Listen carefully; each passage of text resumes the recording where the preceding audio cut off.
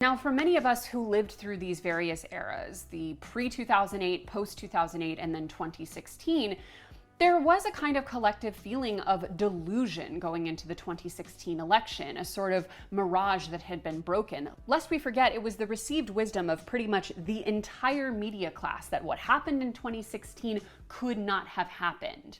I definitely think that we did not fully understand how porous those things were.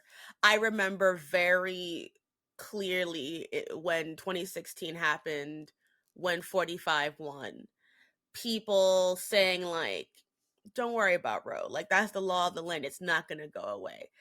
And people were so sure about that. And then it was gone. And I think that was just really humbling and numbing and terrifying. And I think as someone with severe anxiety, I always think things can go away. But I think that's why now, with the state of the courts how it is, people are extra nervous, because if something can be once considered the law of the land and then taken away, clearly there are no laws of the land.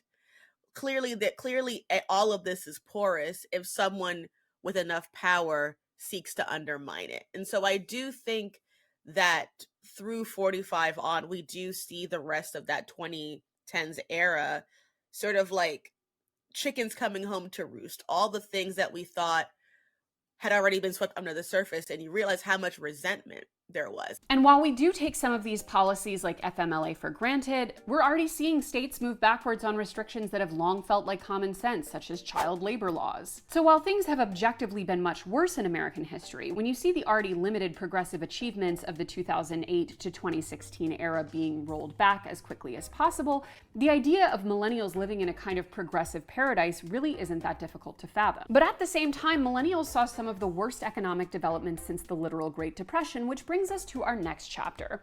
Chapter 2, the post-recession era.